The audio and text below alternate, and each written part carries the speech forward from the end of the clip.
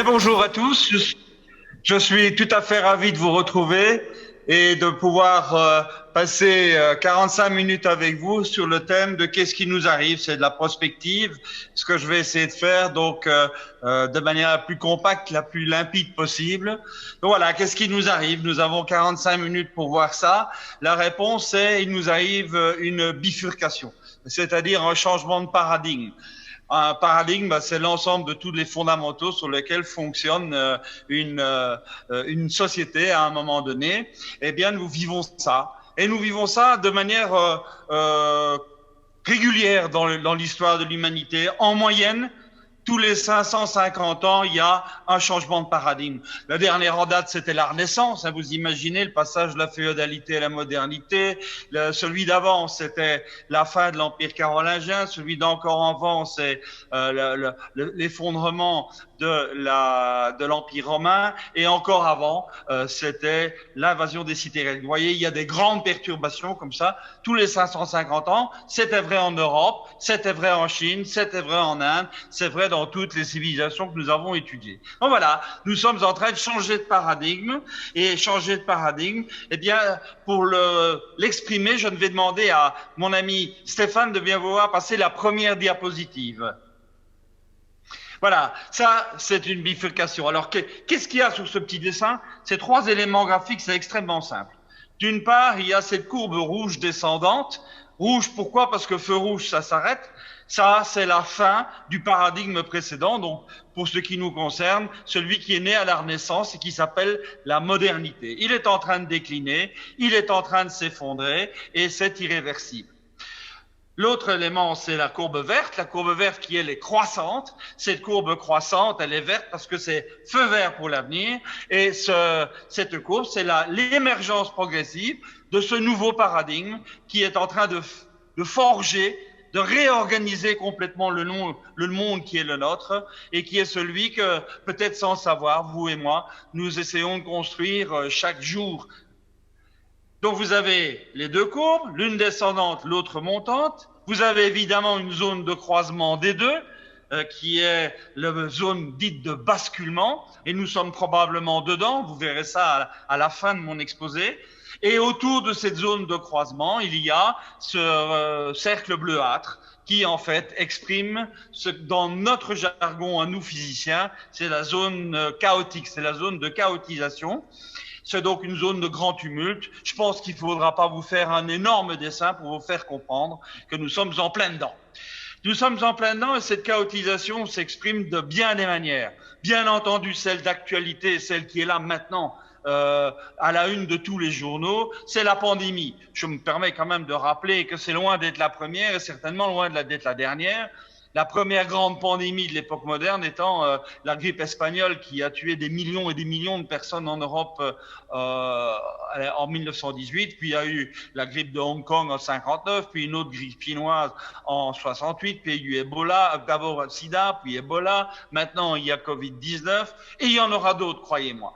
Qu'est-ce que ça veut dire ces pandémies? Ces pandémies, c'est simplement le fait que depuis des centaines de millions d'années, toute une série de virus qui ont besoin d'un porteur animal pour se reproduire avaient des porteurs désignés avec lesquels tout se passait relativement bien. Il se fait que l'homme a détruit énormément d'écosystèmes et que des virus se sont retrouvés sans porteur. Donc il fallait en trouver un très vite et en général, les virus aiment bien choisir le porteur les moins immunisés. Ça, c'est nous, pas de peau. Donc nous, les êtres humains, les moins immunisés, c'est nous qui devenons les porteurs, d'où ces pandémies récurrentes. Mais il n'y a pas que les pandémies. Il y a évidemment d'autres chaotisations. Le dérèglement climatique que vous connaissez tous, la dérégulation des océans, l'effondrement de la biodiversité. Il y en a comme ça plein qui concernent la biosphère, mais il y en a aussi qui nous concernent, nous, dans notre monde humain à nous. Nous avons aussi une chaotisation. Nous avons, par exemple, la guerre des monnaies. Nous avons par exemple la guerre des marchés. Nous avons par exemple la guerre des technologies. On en parle beaucoup entre les États-Unis et la Chine aujourd'hui. Il y a les guerres militaires qui visent à mettre la main sur des réservoirs de ressources très convoités, etc. Nous sommes en plein chaos géopolitique et politique. Voilà, je pense que vous avez bien compris que nous sommes bien dans la zone de chaotisation qui marque en fait la zone de transition entre l'ancien paradigme et le nouveau paradigme. Qu'est-ce que ça veut dire concrètement? Ça veut dire ceci, c'est que les systèmes de régulation de l'ancien paradigme ne fonctionnent plus, ne sont plus opérants, ne sont plus efficaces parce que le monde a changé et que les nouveaux systèmes de régulation qui appartiendront à la courbe verte, au nouveau paradigme, ne sont pas encore en place. Donc il n'y a plus les anciens, il n'y a pas encore les nouveaux. Donc entre les deux, nous sommes en plein chaos. C'est bien ce que nous vivons. Eh bien, partant de ce schéma, on peut l'enlever maintenant, Stéphane. Partant de ce schéma, je voudrais vous raconter un tout petit peu pourquoi ce paradigme ancien est en train de s'effondrer et quels sont les défis que nous devons relever pour pouvoir construire la nouvelle, le nouveau paradigme qui sera celui, je vous le rappelle quand même, de nos enfants et de nos petits-enfants. Alors, je vous passe évidemment les détails de la théorie des processus complexes qui est ma spécialité physicienne et je vous donne simplement le résultat du modèle. Il y a 5 dimensions, il doit y avoir rupture sur les 5 dimensions. C'est ce que nous allons voir maintenant. Alors, la première rupture, un système pour fonctionner, il a besoin de ressources. Évidemment, vous et moi, nous ne pouvons pas survivre si nous ne mangeons pas, si nous ne buvons pas, si nous n'avons pas des vêtements pour nous abriter, etc., etc. Donc, nous avons besoin de ressources. Donc, première question, où en est-on dans la problématique des ressources? Ça veut dire quoi? Ça veut dire où en est la demande en ressources, comment évolue-t-elle? Et où en est l'offre en ressources, comment évolue-t-elle? Regardons le bon sens paysan. Comment évolue la demande en ressources? C'est très simple. Plus il y a d'êtres humains sur Terre, plus il y a de besoins, et plus il y a de besoins, plus il y a de demandes. Donc il y a corrélation forte entre la demande en ressources et la démographie humaine. Si Stéphane veut avoir la gentillesse de passer la deuxième diapositive, eh bien voilà, quelle allure ça a cette affaire-là. Vous voyez que cette courbe démographique est purement démentielle. Nous étions quelques centaines de millions à l'époque de la naissance du petit Jésus. Sur l'ensemble de toute la Terre, nous avons atteint le milliard en 1800, 1,7 milliard en 1900, dépassé les 2 milliards vers 1926. Nous sommes arrivés à 6 milliards en 2000. Nous sommes aujourd'hui à un peu plus de 7 milliards et demi et nous dépasserons les 10 milliards en 2050. Ça s'appelle une exponentielle épouvantable. Donc la demande, elle explose. Ce qui fait dire à certains économistes un peu naïfs que l'économie ne peut faire que croître vu que la demande est incroyablement croissante. Sauf que la question se pose de savoir si oui ou non nous avons les ressources qui permettront de satisfaire cette demande. Et là, il faut être très prudent. Il faut être très prudent parce que les ressources, il y en a de 2 sortes. Il y a les ressources dites renouvelables et les ressources non renouvelables. Les ressources non renouvelables aujourd'hui, c'est 85% de ce dont nous avons besoin. Et les ressources renouvelables, dites renouvelables, c'est de l'ordre de 15% maximum. Et ça ne dépassera jamais les 20% de la demande actuelle pour des raisons thermodynamiques que je vous passe. Donc, autrement dit, le problème, il est relativement simple. C'est qu'un jour ou l'autre, il n'y aura plus du tout de ressources non renouvelables. Tous les réservoirs seront pleins, vu que chaque fois qu'on puise dedans, il y en a moins dans le réservoir et le niveau baisse. Un jour, il n'y en aura plus. Donc, il faudra qu'on vive tous sur les ressources dites renouvelables, et je vais vous expliquer pourquoi je dis dites renouvelables. Et ça veut dire que nous aurons là 5 fois moins de ressources.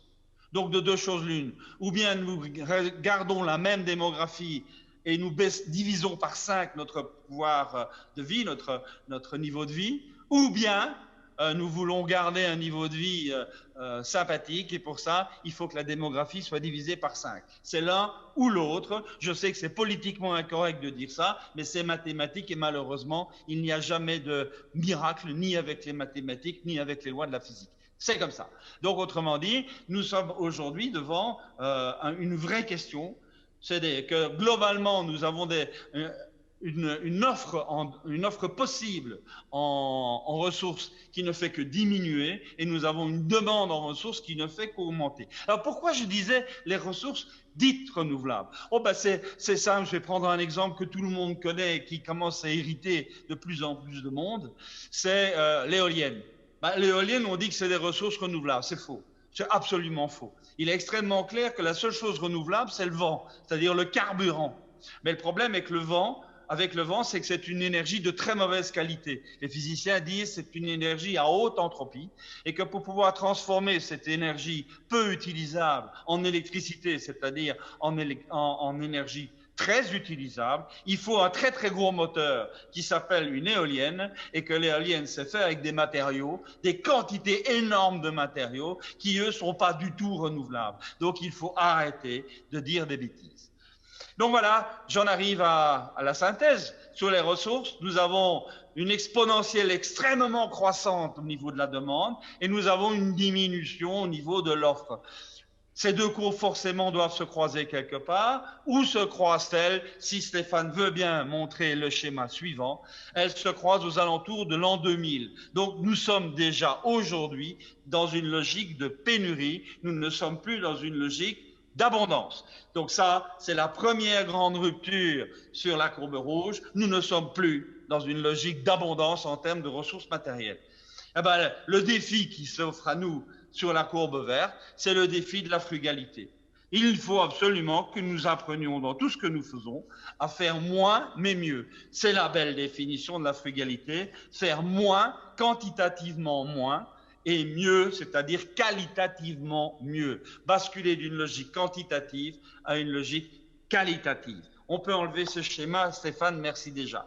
Donc voilà, je continue. La deuxième rupture maintenant, ben celle-là, elle est archi bien connue par vous tous, c'est la rupture technologique, c'est le fait que nous avons vécu pendant bien longtemps, pendant des siècles et des siècles, sur des technologies de type mécanique, et aujourd'hui, au-dessus de ces technologies mécaniques, est venue se mettre une importante couche de technologie numérique qui aujourd'hui est notre interface numéro 1 et de très loin.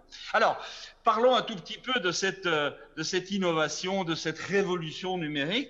Ben, je voudrais en faire une caricature, et je sais que je force le trait.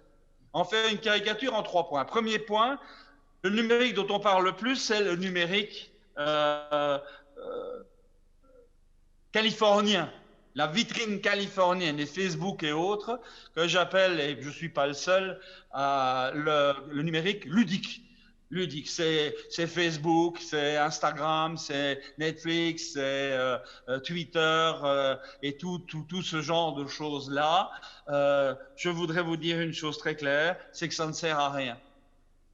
Tout ce numérique ludique n'a aucune valeur de production économique. Aucune. C'est juste du plaisir, c'est juste du fun, mais ça s'arrête là. Ça sert à rien. Non seulement ça sert à rien, mais c'est extrêmement nocif du point de vue des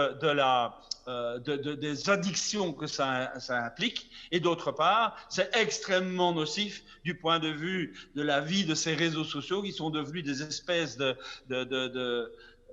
poubelles psychiatriques où clairement tout et n'importe quoi, sauf la vérité, sauf l'intelligence, circule, avec derrière ça des manipulations d'opinion qui sont absolument honteuses et extrêmement préoccupantes dans la mesure où c'est la négation même de l'intelligence, de l'esprit critique et de la démocratie. Donc on est bien là devant un numérique ludique qui est une maladie infantile du numérique qui va disparaître dans les quelques années qui viennent, mais en attendant, ça peut faire du dégât.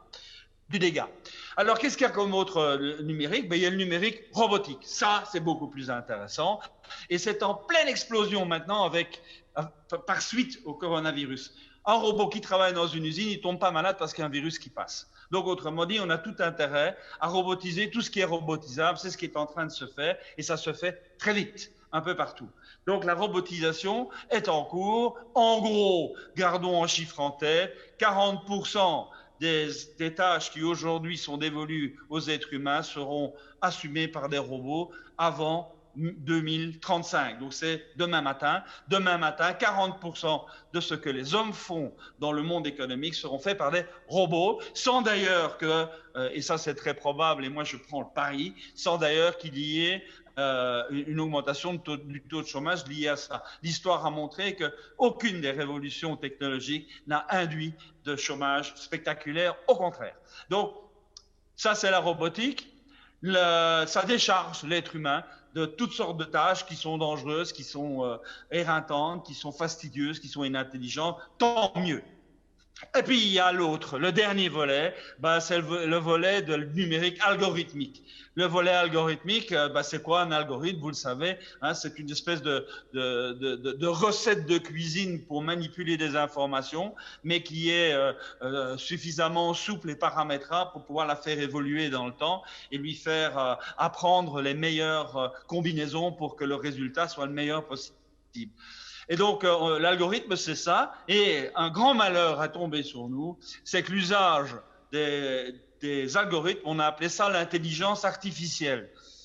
L'intelligence artificielle, mes amis, ça n'existe pas. C'est un mythe. C'est un mythe journalistique. L'intelligence artificielle, ça n'existe pas. Un ordinateur, c'est une machine électromécanique d'une stupidité rare, qui est capable de faire une seule chose, mais elle le fait vite et beaucoup, c'est ajouter des 0 et des 1. La manière dont elle ajoute ces 0 et ces 1, c'est en fait le programme, c'est l'ensemble des programmes, et les programmes, c'est de l'intelligence humaine et rien que humaine. Donc il faut arrêter de parler d'intelligence artificielle. Pour moi, IA, c'est de l'intelligence humaine amplifiée ou de l'intelligence augmentée. Mais il n'y a rien d'artificiel là-dedans. Donc voilà, nous sommes en pleine rupture, deuxième grande rupture, la rupture numérique. C'est un énorme enjeu, c'est une énorme avancée, c'est à la fois beaucoup de crainte et énormément d'espoir. Et il y a un défi. Et le défi de la courbe verte par rapport au numérique, ça va être quoi? Ça va être d'utiliser ces technologies avec intelligence et esprit critique, de ne pas se laisser sombrer dans les modes ridicules et infantiles et de ne laisser rentrer dans notre monde professionnel et privé que les outils qui sont vraiment utiles et producteurs de valeur d'utilité, et de laisser tomber tout le reste, c'est infantile. Donc voilà, nous sommes devant le deuxième défi, c'est l'intelligence technologique. Troisième défi, le troisième défi, c'est lié à nos modes organisationnels. Si vous voulez bien regarder autour de nous, si vous voulez bien regarder un peu l'histoire, vous verrez très vite que les êtres humains se sont généralement organisés sur un modèle, toujours le même, qui est d'ailleurs celui des vaches dans les prés, qui est d'ailleurs celui des poules dans le poulailler, c'est la pyramide hiérarchique. La pyramide hiérarchique est le modèle le plus utilisé depuis l'origine de l'humanité. Et j'aimerais que Stéphane me passe le schéma suivant, s'il lui plaît. Merci, voilà. La pyramide hiérarchique, mathématiquement, ça s'appelle une arborescence linéaire. Pourquoi donc est-ce cette arborescence linéaire qui a été choisie comme modèle de presque toutes les organisations humaines pendant si longtemps? Parce que tout simplement, mathématiquement, cette arborescence linéaire est un optimum. C'est la réponse mathématique à la question suivante: comment faire pour relier entre eux tous les éléments d'un ensemble avec, écoutez bien maintenant, avec le nombre minimum de relations et de liaisons entre eux. Donc on est bien devant un optimum économique. Moins il y a de relations à entretenir, moins ça coûte de temps, moins ça coûte d'énergie, et in fine, moins ça coûte d'argent. Donc on est bien devant un optimum économique, mais il y a un prix à payer. Dans la réalité physique, il y a toujours un prix pour tout.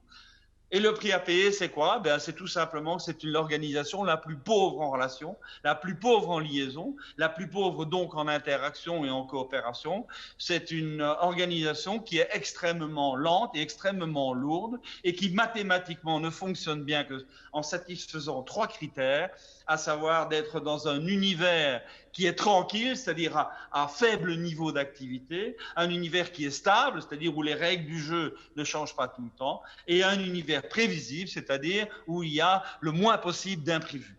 Et nous avons donc là la description d'un univers où ça marche. Pas de peau, notre univers à nous, il n'est ni mi-tranquille, mi-stable, mi-prévisible. Donc, exit l'arborescence linéaire, exit l'organisation pyramidale hiérarchique. Il faut trouver autre chose. Quelle est cette autre chose? Cette autre chose, c'est juste le contraire mathématique de ça. Comment relier entre eux tous les éléments d'un ensemble avec le nombre maximum de relations entre eux pour que tout le monde puisse interagir avec tout le monde et que tout le monde soit prêt à répondre à n'importe quel défi venant de l'extérieur. Eh bien, ça s'appelle un réseau. Et vous comprenez là maintenant pourquoi nous sommes en train de quitter les pyramides hiérarchiques pour rentrer dans un monde de réseau. Voilà, ça c'est la troisième grande rupture. Quel est le défi sur la courbe verte pour ces réseaux? Eh bien, c'est tout simplement le fait qu'il va falloir travailler avec la notion de communauté organique au centre du fonctionnement. Un réseau, c'est une petite entité qui doit être autonome.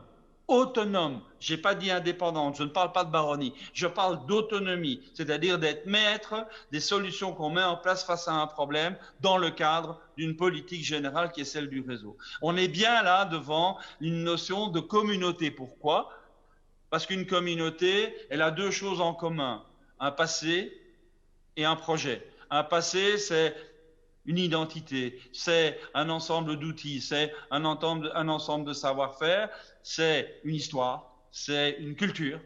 Et le projet, eh bien, c'est ce qui va faire que le réseau va tenir ensemble. Et ça, c'est indispensable. C'est parce qu'il y a un projet, parce qu'il y a une raison d'être commune que nous pourrons apprendre à travailler en réseau collaboratif.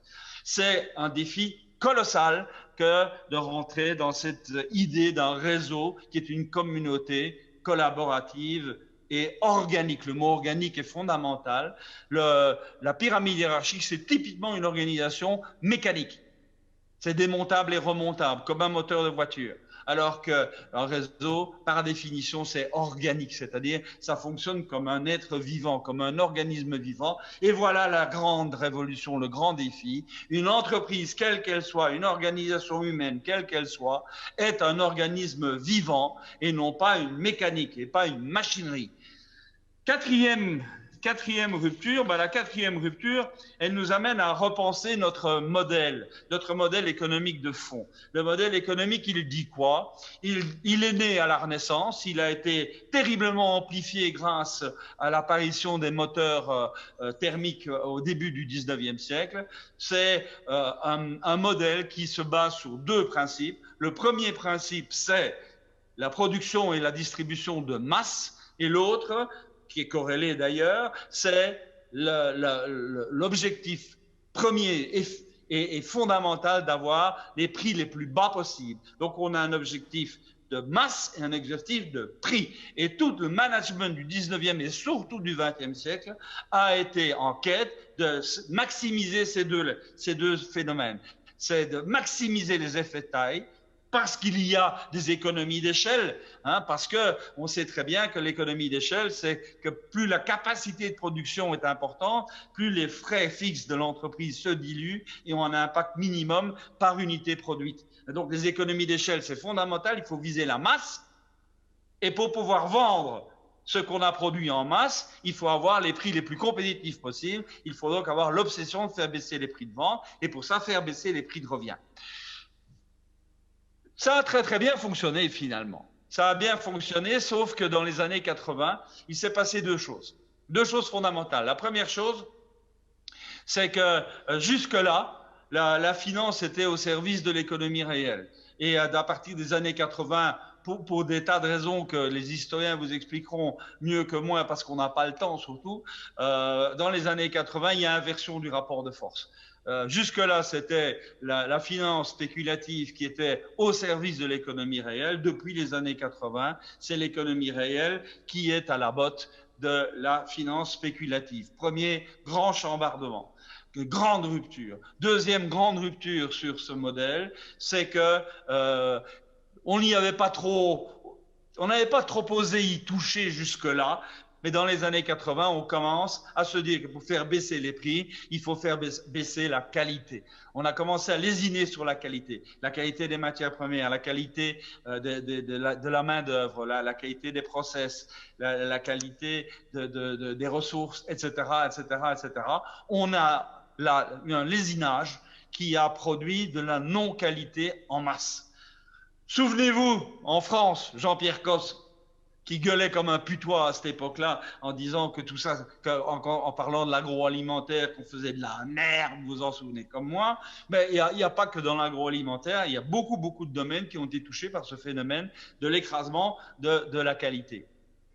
Et c'est à ce moment-là où quelque chose se passe. Et ce quelque chose qui se passe, c'est une réflexion qui finalement revient à ce que mon grand-père adoptif, un bon fermier flamand, me disait. Il disait, je ne suis pas assez riche pour me payer du bon marché, parce que le bon marché finit toujours par coûter beaucoup trop cher. Effectivement, le bon marché de mauvaise qualité a une utilisabilité tellement faible que les choses s'effondrent et qu'on a beaucoup plus intérêt à acheter beaucoup moins, mais de meilleure qualité. Donc voilà, on est en train là de basculer, de faire la rupture forte entre une économie de prix et de taille vers une économie de valeur d'utilité, de valeur de qualité. Et là, il y a quelque chose d'autre qui se passe. Ce qui se passe, c'est que pour augmenter la valeur d'utilité de nos produits ou de nos services, eh bien, il faut aller voir l'utilisateur final, pas l'acheteur. L'acheteur, lui, tout ce qui l'intéresse, c'est le prix. Allons voir l'utilisateur final. Allons discuter avec lui. Essayons de comprendre comment il utilise notre produit, pourquoi il utilise notre produit. Savoir s'il a été bien formé pour l'utiliser convenablement au meilleur niveau. Savoir comment évoluent ses besoins, comment évoluent ses critères de satisfaction. Savoir comment je dois faire évoluer mon produit pour être toujours au plus près de ses besoins. Et je rentre après dans ma tente. Et je réfléchis. Et je travaille avec mes neurones. Et j'invente. Et je crée. Et je fais un produit qui va devenir de haute valeur d'utilité. Et vous avez bien compris qu'il s'est passé quelque chose. C'est que dans mon processus industriel classique, faire évoluer les choses, c'était faire évoluer les prix et la masse, et donc de l'investissement matériel en masse, avec les effets d'échelle que nous connaissons. Dans la nouvelle démarche que je viens de vous caricaturer, bien sûr, c'est l'inverse qui se passe. Ce n'est pas des investissements matériels que j'ai fait. J'ai fait des investissements immatériels, des investissements en termes d'empathie, d'écoute, de compréhension, d'intelligence, de créativité, bref, de talent, bref, de ressources immatérielles. Et là, il se passe quelque chose de fondamental. Ce qui se passe de fondamental, c'est que dans les ressources immatérielles, au contraire des ressources matérielles, il n'y a jamais d'effet d'échelle. Donc tout le modèle s'effondre. Vous mettez 40 crétins dans une salle, ça ne fait pas un prix Nobel. Vous doublez le salaire de votre ingénieur de recherche et développement, il n'aura jamais 2 fois plus d'idées, 2 fois moins cher. Il n'y a pas d'effet d'échelle sur les ressources immatérielles. Donc tout le modèle de taille s'effondre et nous sommes dans une autre logique économique, celle qui se fonde sur 2 choses, la valeur d'utilité et sur quoi? Sur les talents, sur les ressources immatérielles, sur l'intelligence. Donc sur un mot-clé, et c'est ça le grand défi de la courbe verte par rapport à cette 4e rupture, c'est la virtuosité. Un mot magnifique, la virtuosité. Pourquoi? Parce qu'un virtuose, c'est quelqu'un qui sait faire quelque chose que la grande majorité des autres sont incapables de faire. Et quand on est le seul au monde à pouvoir faire quelque chose, eh bien la demande est là et le prix, c'est moi qui le décide et pas le marché. Et on a donc là une restauration des marges bénéficiaires des entreprises qui ont choisi, qui ont vraiment décidé de jouer la carte de la virtuosité. Quand on est virtuose, le prix ne compte plus et on restaure les marges. Donc voilà, le 4e défi, c'était cette virtuosité à injecter dès demain matin dans nos entreprises et dans nos activités. Dernière rupture, elle est plus philosophique, celle-là, mais elle est importante. Cette dernière rupture, elle essaye de répondre à une question. Pourquoi se lève-t-on le matin? Qu'est-ce qui nous fait marcher dans la vie?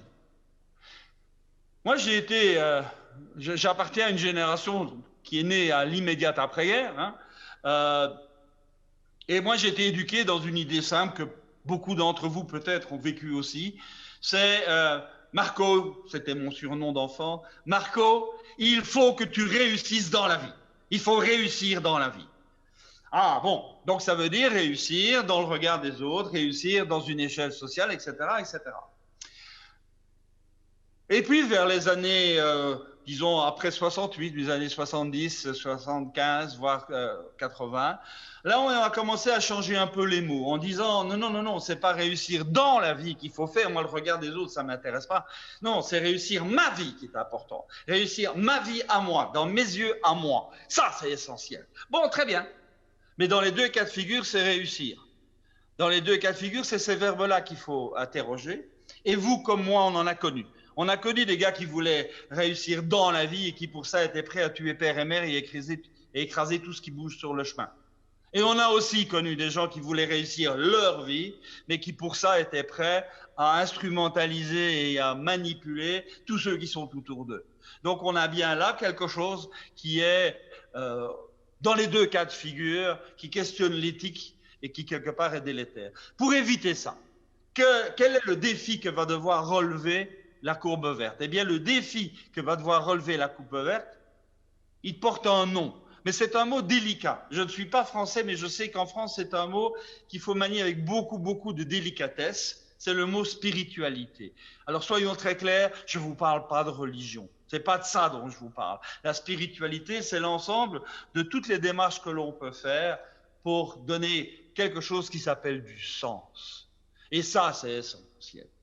Donner du sens à sa vie, donner du sens à ce que l'on fait, donner du sens à son entreprise. C'est-à-dire répondre à des questions de fond. C'est quoi la vraie finalité de l'entreprise? Et quand on me répond, mais enfin, Lévy, vous savez bien, la finalité de l'entreprise, c'est le profit, je me mets dans des colères folles. Je ne suis pas crypto-gauchiste. Il est évident qu'une entreprise doit faire du profit. Le profit, c'est le carburant. C'est ça qui permet à l'entreprise d'avancer, de se développer. Évidemment qu'il faut du profit, mais le profit, c'est pas un but, c'est un moyen. Quand vous allez à la pompe remplir le réservoir de votre voiture avec de l'essence, c'est pas l'essence qui décide où vous allez. Mais pour aller quelque part, il faut de l'essence. Ben, pour l'entreprise, c'est la même chose. Le profit, c'est pas un but, c'est pas une finalité, c'est un moyen. Alors c'est quoi? C'est quoi la finalité de l'entreprise? C'est quoi la raison d'être d'une entreprise? Eh bien, ça, c'est une question pour laquelle il n'y a pas de réponse universelle, mais chaque entreprise doit y trouver sa réponse. Parce que les générations montantes, surtout la génération Z, s'il n'y a pas une bonne raison de travailler, elle ne travaillera pas. S'il n'y a pas une bonne raison pour adhérer à une entreprise, elle n'y adhérera pas. Et que clairement, c'est l'enjeu fondamental aujourd'hui de toutes les entreprises d'exprimer clairement sa raison d'être. Autrement dit, de répondre à la question suivante, au service de quoi mon entreprise est-elle? Au service de quoi? Et une fois qu'on répond à cette question-là, alors on a un vrai projet d'entreprise. Voilà, les 5 ruptures sont consommées, les 5 défis sont exprimés. Il va falloir maintenant conclure. Et pour conclure, je voudrais demander à mon ami Stéphane de bien vouloir se préparer. Ah, trop tard, il est là, c'est pas grave. Hein, c'est de pouvoir replacer mon petit schéma de début, mais de le replacer dans l'histoire, de mettre des dates. Alors, 2 petites précautions.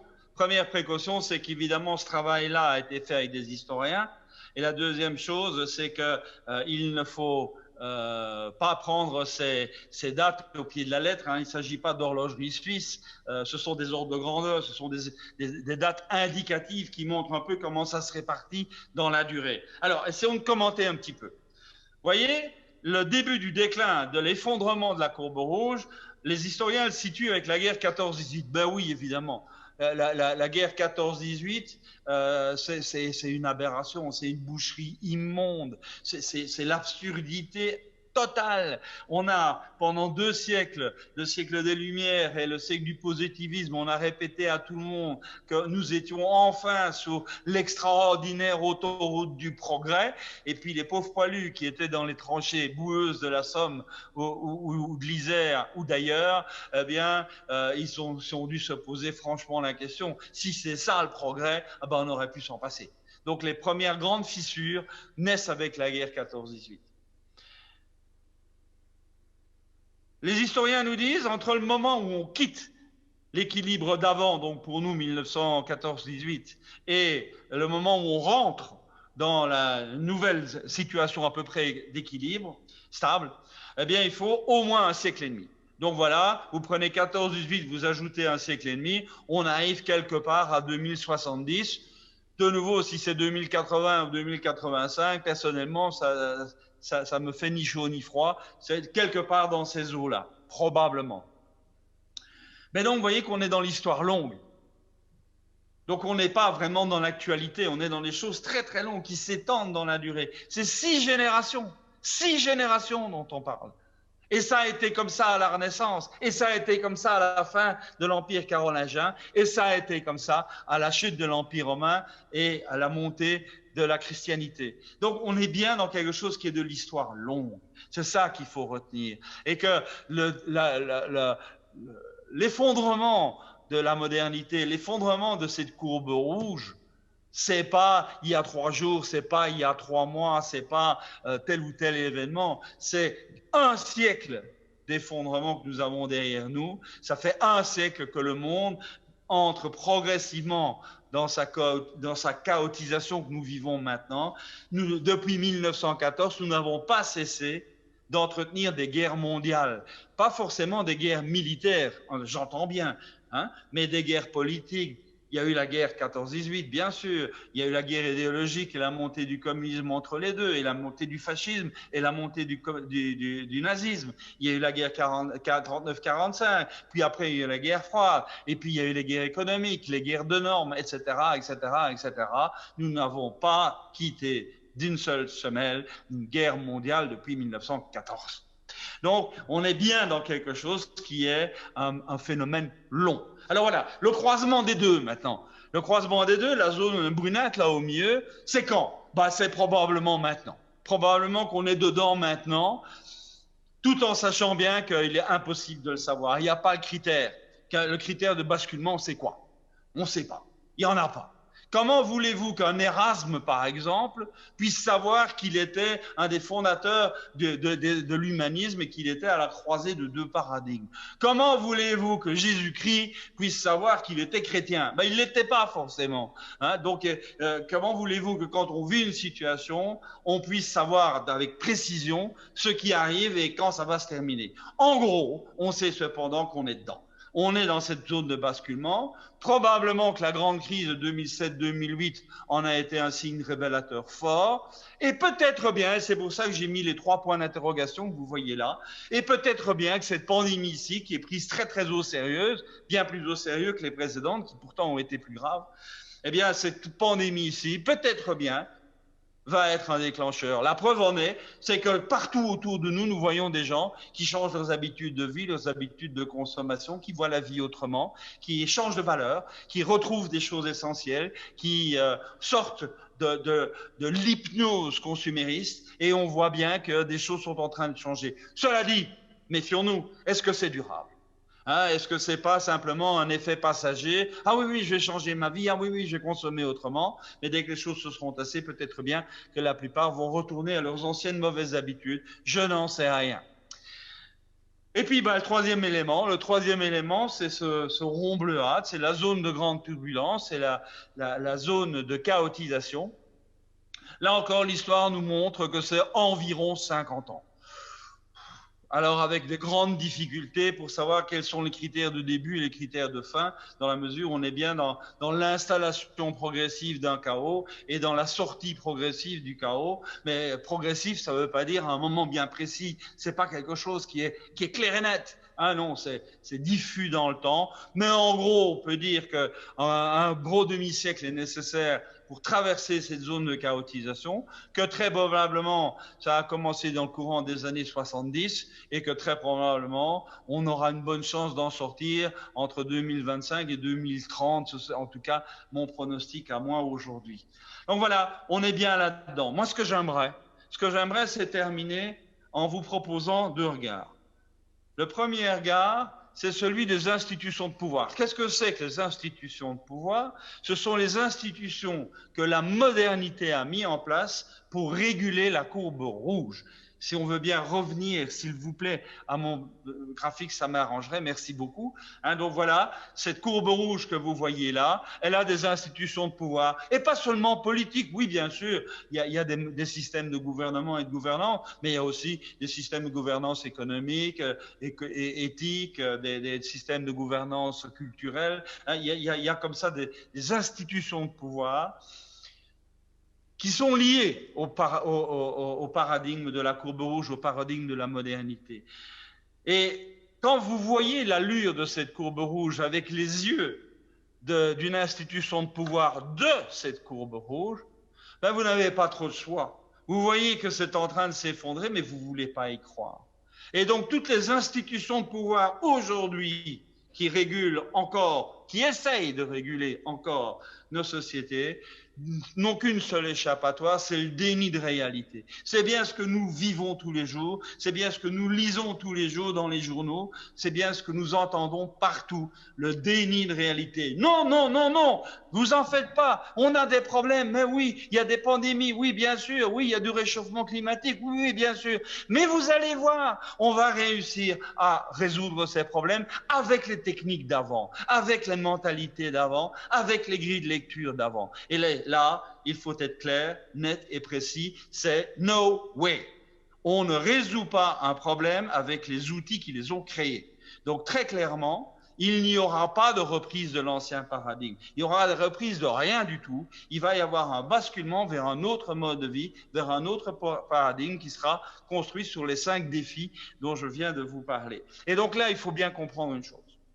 Il faut bien comprendre que les institutions de pouvoir ne feront rien, au contraire, pour aider l'émergence de la courbe verte. La courbe verte, elle ne sera pas mise en place top-down par des autorités quelconques. La courbe verte, elle se construit bottom-up. Elle se construit bottom-up, c'est-à-dire qu'elle va être la convergence progressive de toutes les initiatives que vous prendrez dans votre monde et qui seront suivies d'effets parce que d'autres les verront et parce que vous allez être exemplaires, vous allez être des exemples. Cette courbe verte, elle dépend de nous tous. Et si elle n'émerge pas, si on ne sort pas de la zone chaotique par le haut, avec ce nouveau paradigme, eh bien, nous serons alors contraints de donner raison aux collapsologues qui nous disent depuis des années maintenant que tout est fichu, que tout va s'effondrer. Moi, je dis non, tout ne va pas s'effondrer. Je dis seulement la courbe rouge est en train de s'effondrer et c'est à vous et à moi de construire tous les jours cette courbe verte qui sera celle de nos petits-enfants. Voilà, je vous remercie pour votre attention et je vous embrasse tous.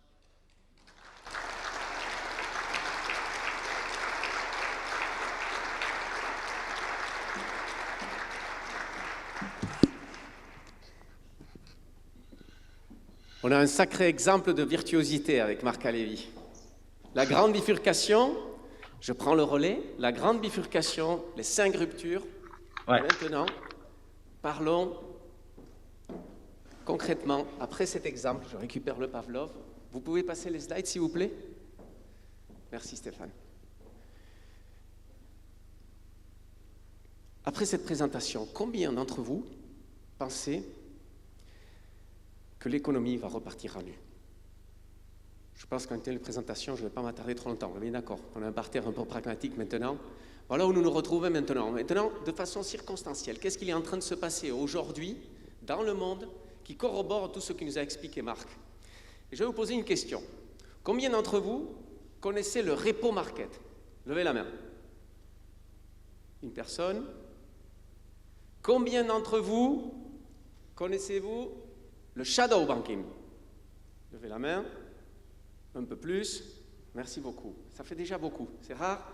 Ce sont des termes qui sont très connus par les institutions bancaires, mais très peu connus du grand public, et même dans le monde de l'entreprise, on ne les connaît pas. Pourquoi c'est intéressant de parler ça, et je dirais même important par rapport à ce que nous avons écouté aujourd'hui? C'est que le repo market est le marché où les institutions financières se prêtent de l'argent à très court terme, de très grosses quantités, on parle en milliards, et en très court terme, c'est 1, 2 jours, voire 3 jours. Et donc, quand vous avez besoin de 5 milliards par exemple, vous allez voir quelqu'un qui a une disponibilité en trésorerie de 5 milliards, vous lui demandez l'argent, et celui-ci vous le prête en échange de quoi? Des bons de dette. quelqu'un vous doit, vous, 5 milliards, donc vous lui dites, écoute, je t'emprunte 5 milliards pendant 2 jours, je te donne des bains de dette pour une valeur de 5 milliards, comme ça, si je te fais défaut, tu peux récupérer l'argent par ailleurs, et dans 2 jours, je te rends l'argent majoré d'un intérêt dont la moyenne est 1% en moyenne dans le repo market, et cet intérêt est fixé par la Fed. Donc, jusque-là, tout va bien. Sauf que, vous vous rappelez ce qui s'est passé en 2008, la crise des subprimes. C'était qu'il y avait énormément de dettes qui étaient vérolées, et à un moment donné, on ne la voulait plus, et ça nous a explosé à la figure. Et c'est là que je vais vous parler du shadow banking. Car en fin de compte, quand 2008 s'est passé, on a très strictement régulé le secteur bancaire pour éviter que ceci se reproduise à nouveau. Et donc les banques, il y a beaucoup de choses qu'ils n'ont plus le droit de faire, et ils ont dû avoir des réserves qui ont été multipliées, etc., etc. Et comme ça, on se protégeait d'un nouveau 2008, qui, je cite, était considéré la plus grosse crise de notre histoire après 1929. Aujourd'hui, on explose tous les indicateurs de 2008 et on se rapproche beaucoup de 1929. Et le shadow banking, pourquoi il joue un rôle important? Parce que ce sont toutes ces institutions financières qui ne sont pas des banques. Donc, elles ne sont pas régulées. Et donc, elles peuvent prêter de l'argent comme elles veulent. Et donc, dans les 5 milliards, il y a des banques qui prêtent de l'argent. Et parfois, ce n'est pas des banques. C'est des Cofidis, c'est des entreprises comme CTLM, des d'autres, ce n'est pas des banques. Et ils représentent 60% de l'argent prêté dans le monde. Et sauf qu'en septembre 2019, et c'est ça, j'ai mis 2009, excusez-moi, septembre 2019. En septembre 2019, c'est-à-dire l'année dernière, les taux d'intérêt du repo market ont explosé parce que les acteurs ne voulaient plus récupérer la dette, elle était trop vérolée. On est en septembre 2019 et à partir de ce moment-là, la Fed a commencé à injecter des quantités industrielles d'argent et on savait désormais qu'il était inéluctable que le système financier et bancaire s'explose la figure car les taux d'intérêt étaient passés de 1 à 10%. Ça, on n'en a pas entendu parler. Si les taux d'intérêt étaient restés à 10%, impossible de prêter de l'argent et c'est l'ensemble du système bancaire qui est en écroulement. On n'en a pas entendu parler et ça a été sauvé par qui? Par la Federal Bank qui a dépassé ce que normalement elle a droit de faire et elle a commencé à acheter un paquet de dettes vérolées pour garantir la sécurité des marchés et maintenir les taux à des niveaux acceptables. Mais nous sommes en septembre 2019. Et le Covid est passé par là. Et les marchés se sont écroulés pendant le confinement. Et donc, beaucoup d'économistes pendant le confinement nous disaient « ça va repartir à nu, vous inquiétez pas, on reviendra, la consommation reprendra, etc. » Et là, on reprend ce que dit Marc, ça ne peut pas repartir. Parce que c'est une énorme crise systémique de la finance que nous sommes en train de vivre. Et beaucoup de spécialistes disaient déjà en 2008, si on ne résout pas les problèmes que nous avons réellement systémiques, on en aura une et beaucoup plus grosse. Et donc, ce qui s'est passé, c'est que la planche à billets s'est affolée, mais elle ne s'est pas affolée pendant le confinement, elle s'est affolée en septembre, et ça continue. En mode d'exemple, vous avez vu la courbe que Marc nous a montrée sur la démographie. Regardez la courbe de l'édition d'argent de la Federal Bank depuis qu'elle existe. Avant 2008, elle avait publié 1400 milliards. Okay? En 2008, pour sauver la crise, elle a imprimé 700 milliards. Et avec ça, on a réussi à sauver l'économie. C'est-à-dire 50% de tout ce qu'elle avait produit en argent depuis 1900, en un coup, nous a permis de passer le cap. Est-ce que vous vous rappelez les montants qui ont été garantis par la Fed et diffusés par la Fed au début du confinement? Une première de 1000 milliards, accompagnée aussi par la même quantité par la BCE, et une deuxième, rappelez-vous, de combien? 2300 milliards. En 2018, la Fed avait publié, global depuis qu'elle existait, 2800 milliards. Si vous regardez la courbe de l'argent imprimé par la Fed, c'est la même que celle de la démographie, et si vous regardez l'écologie, c'est la même que celle de l'édition de CO2. On ne sait pas faire face à ça. Les indicateurs ont perdu la tête et on ne sait pas comment faire face à cette situation. On publie trop d'argent et on anticipe déjà une crise de la monnaie de référence, le dollar, et notamment des problématiques d'hyperinflation ou de déflation. Et l'hyperinflation, on l'a connue en Europe, c'était l'Allemagne de Weimar, où au début de la guerre mondiale 1914, vous achetiez une miche de pain pour moins d'1 mark, et en 1923, vous voyez la même courbe dont je suis en train de vous parler, en 1923, il vous fallait 100 milliards de marks pour acheter la même miche de pain. Monsieur que vous voyez là va faire les courses, il va juste acheter un croissant. Et c'est ce qui, aujourd'hui, pourrait nous arriver, soit de l'hyperinflation, soit de la déflation, mais il y a trop d'argent en circulation. Ce qui amène ensuite une potentielle crise de la dette. Aujourd'hui, les États occidentaux payent, bon an, mal an, juste l'intérêt de la dette. On sait que les États-Unis n'arrivent même plus à rembourser l'intérêt de la dette. Il y a 275 000 milliards de dollars de dette dans le monde. On sait qu'on ne peut plus la rembourser.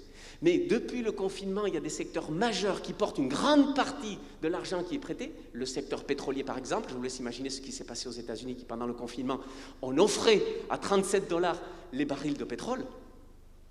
Et donc ça, comment va-t-on faire pour rembourser ça? On ne sait pas. Et l'argent s'affole, s'affole, s'affole. Tout ça, on n'a pas de réponse. Résultat des cours, j'avais 45 minutes, mais j'ai fini. Merci beaucoup. On explose en vol. Sauf que ça nous plaise ou pas, c'est une bonne et une mauvaise nouvelle. C'est pour nous, c'est ici et maintenant. Je m'appelle Iker Aguirre et je suis dirigeant d'entreprise. Et pourquoi je suis là? Parce que ce changement brutal de paradigme, je l'ai vécu en 2009. J'étais à la tête de toute une série d'entreprises et j'étais dans le marché de la glisse, un marché qui avait des croissances exponentielles, 30 ans pendant 30 ans. C'était un parcours extraordinaire, un tapis rouge de succès, bref, sauf qu'en 2009, je fais un burn-out majeur le 13 février. Et là, tout explose. Et moment de change, à cause du burn-out, mais en réalité surtout à cause d'une expérience de mort imminente qui a accompagné ce burn-out-là. Et qui m'a amené à prendre conscience d'à quel point je m'étais trompé dans ce que disait Marc. J'avais tout donné dans ma vie pour réussir dans la vie. Et l'expérience de mort imminente me met devant le nez que j'ai été un échec complet dans ma vie. Sauf que d'abord, après m'avoir posé la question de si j'étais fier de ce que j'avais accompli, une voix me demande, « Iker, crois-tu que tu es sur le chemin pour lequel tu es venu ?» Et quand je demande à la voix, mais quel est mon chemin? Elle me raccroche à la gueule en me disant, trouve-le. Et je reviens dans ce monde qui venait de prendre un énorme virage et mon changement de paradigme brutal de la courbe rouge à la courbe verte se passe à ce moment-là. Toute ma carrière était dédiée à des logiques de croissance, la bourse, tout ce que vous voulez. Le succès était là. Comment je pouvais faire pour me réinventer? Et c'est à ce moment-là, en 2009, avancé peut-être début 2010, que j'entends la conférence que vous venez d'entendre. Marc Alévi, depuis il est devenu un ami, il a changé mon parcours, il a changé ma vie. Parce que je prends conscience de cette courbe rouge et de cette courbe verte que j'avais la possibilité de me réinventer. Et donc aujourd'hui, ce que je vais vous apporter, c'est 2 contributions. On a parlé de la rupture économique, maintenant on va parler de la rupture philosophique et de la rupture organisationnelle, en commençant par la rupture organisationnelle. Sur comment concrètement, au jour le jour, quand je dois payer mon URSSAF, que je dois payer mes factures, que je dois faire vivre mon entreprise, qu'est-ce que je peux faire? Parce que c'est bien de parler de tous ces changements de paradigme, mais concrètement, qu'est-ce que je peux faire? C'est ce que je fais aujourd'hui dans ma vie et ce que j'ai fait dans mes entreprises. Et donc nous allons commencer par savoir qu'on a 2 options. Soit on attend la vague, on fait le dos rond en se disant qu'on va faire comme on a l'habitude de faire, avec un peu de chance ça va passer, c'est ce qu'on a peut-être fait en 2008, on va tenir, soit sinon on va essayer de trouver des alternatives pour surfer la vague. Et ce que je vais vous donner, en venant du monde du surf, c'est juste quelques graines peut-être de réflexion, peut-être des graines de mise en action, mais elles ont toutes été prouvées et éprouvées, elles fonctionnent, vous pouvez les mettre en place et elles apportent des résultats à court terme. Et c'est de ça dont nous avons parlé. Donc tout d'abord, Marc nous a parlé de la rupture organisationnelle. Et là-dedans, moi j'ai envie de vous parler d'une chose, c'est de transformation managériale. On en parle énormément. Il a parlé d'inverser la pyramide, de commencer à en travailler en réseau. Et ça, aujourd'hui, dans le monde de l'entreprise, porte ce nom-là, barbare, la transformation managériale. Comment peut-on manager différemment nos équipes pour atteindre des résultats et surtout pouvoir faire preuve d'adaptation dans des temps de très haute incertitude. Bref, maintenant. Et donc, dans la transformation managériale, j'ai envie de vous partager ce que j'appelle la formule magique de la dynamique de groupe. Parce que la question, je suis sûr que la plupart des discussions que vous avez eues ces derniers temps, c'est comment peut-on faire pour motiver les équipes? Elles ont fait un confinement. Elles étaient déjà dans le rouge avant le confinement. Derrière le confinement, elles étaient isolées. La plupart d'entre elles sont en télétravail. Comment fait-on pour créer une dynamique de groupe? Il va falloir s'en sortir ensemble. Et il ne suffit pas de dire, comme au début le président du MEDEF dit, il va falloir demander à nos salariés de travailler plus. Mais bien sûr qu'il va falloir demander ça. Mais comment va-t-on faire pour ensemble y arriver? Et je vais vous donner cette formule que j'appelle la formule ANOR parce qu'elle est simple, pas forcément facile à mettre en place, mais partout où vous la mettez en place, ça marche. Et c'est en mettant en application cette formule qu'en 20 ans, l'industrie de la glisse a atteint 60 milliards de dollars de poids et que nous étions devenus des véritables challengers sur le marché de la jeunesse et nous étions des concurrents directs de Nike et d'Adidas avec des marques comme Quicksilver, entre autres. Donc parlons de cette formule de la dynamique de groupe. La première chose que nous disent les écrits, jusque-là il n'y a rien d'inventé, les écrits aujourd'hui que vous trouvez sur la dynamique de groupe disent qu'il y a deux choses qu'il faut. La première chose, il faut produire pour se projeter. C'est là où vous passez l'immense majorité de vos journées, c'est comment je vais produire pour obtenir des résultats. Et avec ça, je peux me projeter. Ça peut être une projection à long terme si vous êtes dirigeant, ou une projection de plan de charge dans la semaine qui suit, si c'est l'un de vos salariés. Donc, premier point, produire pour se projeter. Donc, j'interviens dans beaucoup d'entreprises sur ce qu'est la transformation managériale. Et beaucoup me disent, Iker, je veux libérer ma boîte, je veux faire différemment. Il y a plein de noms qu'on donne à l'entreprise libérée et d'autres. Donc, on pourrait discuter sur ça, ce n'est pas le but et on n'a pas le temps. On parle dans tous les cas de transformation managériale. Sauf que moi, je leur dis, qu'est-ce qui se cache derrière ton élan humaniste et ton envie de transformer ta boîte? Parce qu'il y a 3 pièges dans lesquels la plupart des entreprises tombent et qui ont une énorme perte d'efficience. Si tu n'adresses pas ces problèmes avant de faire la transformation managériale, tu vas peut-être créer plus de problèmes avec la transformation managériale, tu n'obtiendras pas les résultats que tu recherches et tu risques de mettre ton entreprise en péril parce que ça va faire trop. Donc, je vais vous parler de quels sont ces pièges-là et certains sont d'un bon sens extraordinaire. Pourtant, dans 9 entreprises sur 10, ils ne se donnent pas le cas. Le premier, posez le cadre. 95% des problèmes que vous avez eus se terrent dans les zones de flou. C'est pas clair, vous croyez que vous avez dit, mais pourtant je l'ai répété 50 fois, je lui ai dit, il faut que je lui fasse un dessin. Mais peut-être bien, le cadre n'est pas clair, la personne qui est en face entend ce qu'elle entend, elle interprète ce qu'elle interprète. Dans le défaut de cadre se terre l'immense majorité de vos problèmes. Et quand je demande à un dirigeant, parce que je commence toujours mes interventions avec le dirigeant en tête-à-tête, et que je demande au dirigeant quelle est la définition du cadre, parce que tous me disent, mais bien sûr qu'on a un cadre, on a des process, tout ça, mais comment tu poses le cadre? Quelle est ta définition du cadre? Rares sont ceux qui me donnent une définition du cadre complète. Et là, je leur dis, tu vois, il manque des choses dans cette définition du cadre. Donc, c'est là que sont tes ennemis. Parce que c'est là qui sont les zones de flou. Et ce n'est pas que tes équipes sont mal intentionnées ou fainéants ou quoi que ce soit. C'est que là, il y a une énorme zone d'ombre où chacun va en venir avec son interprétation de ce que tu as dit et de ce qu'ils ont à faire. Bref, un terreau ultra fertile pour avoir des problèmes au quotidien.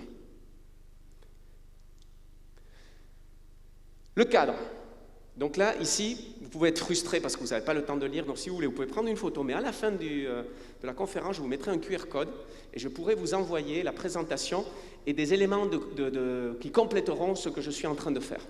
Et donc, ne soyez pas frustrés si vous n'avez pas eu le temps de lire tout ce qu'il y a là, parce que c'est dense. 4 points majeurs dans un cadre. D'abord, les enjeux. Pourquoi on est là? Et le pourquoi, c'est le pourquoi dont parlait Marc Alevi. Pourquoi on se lève les matins pour gérer ce projet-là, mais aussi l'indicateur tout clair et simple. Quel est l'indicateur qu'on va influencer qui fait que l'on fait ce que l'on fait? Donc d'abord, on a la notion de cadre. Ensuite, on a la notion des enjeux. Pourquoi on est là? Ensuite, on a la notion des règles. Quelles sont les règles de fonctionnement? Et quelles sont les règles non négociables? Par exemple, la sécurité est une règle non négociable. Une fois que vous avez ces règles-là, ce ne sont pas des règles qui empêchent les gens d'avancer, ce sont des règles qui définissent le périmètre dans lequel je vais pouvoir bouger sans tomber dans la falaise. Mais je peux étendre mes ailes et bouger et exploiter le potentiel que j'ai. Ça, c'est une définition bonne d'un cadre, pas un cadre étriqué où on limite le risque et les peurs que l'on a que quelqu'un commette une erreur. Et ensuite, on a les relations. Qui, avec qui, comment, tout ce qui s'opère entre nous, qui nous fait voir au-delà d'une fiche de poste. Parce qu'il y a tout un écosystème humain qui est engagé dans un projet. Et pour le dernier, la dernière ligne, c'est celle qui fait le plus souvent défaut. Quel est le soutien que l'on va apporter à ce projet? Des moyens humain, temps, matériel, financier, et ensuite les encouragements, les reconnaissances, toutes ces choses-là, souvent, passent à la trappe. On demande beaucoup de choses aux salariés, mais on ne donne pas les moyens que ces choses-là aient lieu. Et quand vous faites le bilan des résultats, ça fait plein de mécontents et plein d'excuses. Oui, mais il y avait ci, oui, mais il y avait cela. Parce que le cadre n'était pas clair et parce que le soutien souvent n'est pas au rendez-vous. Premier point, manque de cadre. Et un cadre, c'est un cadre de départ. C'est un exercice qui enquiquine tout le temps quand on fait une intervention. Je leur dis, c'est là-bas qu'on va, et on va commencer à décrire de là où on part. Les mecs, il faut qu'ils comprennent où ils sont, déjà, parce que le cadre n'est pas clair, et où ils vont. Ainsi, vous allez éliminer le doute et l'incertitude, ce qui fait que vous avez le maximum de résistance de gens qui ne veulent que rester ici. Vous définissez cadre de départ et cadre d'arrivée. Premier point. Deuxième point, le cadrage des réunions. Et c'est là, c'est presque caricatural. Vous avez tous vécu la situation où vous allez en réunion pour une demi-heure et vous y restez pendant 2h30. Vous sortez sans les réponses de la réunion et avec un paquet de problèmes que vous n'aviez pas quand vous étiez rentré en réunion. Et comme résultat, vous avez 4 nouvelles réunions qui ont été placées dans votre agenda et à un moment donné, votre vie devient réunion, vous n'en pouvez plus. J'appelle ça la réunionnite aiguë. Est-ce que vous connaissez? Levez la main. Est-ce que vous n'avez pas, mais on a passé 1h30, on n'a pas avancé, on n'a pas de résultat. Et imaginez tous les gens qui sont autour de la table, combien roupillent, combien n'écoutent plus, combien sont sur le téléphone, combien on laisse le micro passer parce que bon, c'est encore lui, il va parler, il va prendre 2 heures. Combien ça vous a coûté cette réunion? Il y a le coût direct du temps homme autour de la table, mais surtout, il y a le coût direct de cette virtuosité dont parlent les marques, qui aurait pu être ailleurs à faire quelque chose nettement mieux que perdre son temps dans la réunion. Mais on a tellement pris l'habitude d'aller aux réunions parce qu'il faut y aller. Et le deuxième point, pourquoi on tombe dans la réunionnite? Parce qu'il nous manque une bonne organisation de réunion de bout à bout. Et on est dans le process pur et dur, c'est de la mathématique. 1, 2, 3, 4, voilà comment on fait. Un point, c'est tout. Vous transformez l'efficience de votre entreprise, rien qu'avec ça. L'immense majorité des boîtes ne gèrent pas leurs réunions. Tu te pointes, tu n'as rien préparé, blablabla, et la majeure partie des réunions, on prépare l'agenda de la réunion pendant la réunion. Et on comprend de quoi on doit parler quand l'heure déjà de la réunion est finie. Combien de fois vous avez vécu ça? On a tous vécu ça. Et donc après, on vient me parler de transformation managériale, et je dis non, mais non, d'abord c'est 2 points. Et après, il y en a un troisième. Celui-là, il est plus nouveau. Il est très à la mode, mais il est plus nouveau. On appelle l'intelligence collective. Et l'intelligence collective, ce sont des nouveaux moyens de faire. Vous pouvez vous rassembler à 10, à 20, à 50, à 500 ou à 1000, et en une demi-heure, vous obtenez des résultats absolument extraordinaires qui seraient l'équivalent d'un week-end entier en séminaire avec votre COMEX ou votre CODIR, et ce sera beaucoup plus ancré sur ce qui se passe sur le terrain. Une demi-heure, 45 minutes, pas plus, vous obtenez ça. Par contre, il faut se préparer, il faut se former à l'intelligence collective, parce que vous pouvez générer énormément de data stratégique, mais après, il faut savoir l'utiliser, l'amener jusqu'au bout, et l'intelligence collective vous aide à amener toutes ces dynamiques jusqu'au bout. Mais là, on change complètement le paradigme, on est parfaitement dans l'inversion de la pyramide, et de commencer à travailler sur des fondamentaux complètement différents qui sont de transparence, de confiance et de droit à l'erreur, avec des groupes de travail qui se développent et qui ne sont pas indépendants, comme disait Marc. Ils sont autonomes dans la délégation, mais au service d'un projet commun. Et tout ça, vous pouvez l'alimenter avec l'intelligence collective, et vous cassez énormément de barrages et de silos qui sont dus aux dysfonctionnalités de la pyramide hiérarchique qui aujourd'hui a beaucoup de mal à avancer parce que le monde change trop vite et l'information, Marc nous l'a dit, ne remonte pas. Elle descend très vite mais elle ne monte pas et ça crée des frustrations entre le terrain et la tête de l'entreprise, on ne se comprend plus. Ok ? 3 outils, rien que ça change la donne monumentale. Rien que ça. Mais après, on est dans l'industrie, et je vais vous citer ce que m'a dit un dirigeant d'entreprise de l'industrie. J'ai tous les ans des groupes de travail où je travaille dans la durée avec des dirigeants d'entreprise pour toutes ces questions de dynamique de groupe, leadership, transformation managériale et tout ça. Et ceci est un grand dirigeant de l'industrie qui dit, je cite, c'est texto ses paroles, « Après avoir dirigé, étudié et fréquenté des dizaines d'entreprises dans l'industrie, preuve financière à l'appui, il en résulte que toutes celles qui excellent ont les points suivants en commun. 1. Des ateliers bien rangés. 2. Des ateliers propres. 3. Des consignes de sécurité claires et respectées. 4. Des process clairs et respectés. 5. Un engagement des salariés pour leur entreprise et leur travail. » Il existerait donc une corrélation entre la qualité de l'outil de travail, son entretien, le sentiment de sécurité et le niveau d'engagement. C'est un grand patron de l'industrie qui fait ce résumé-là.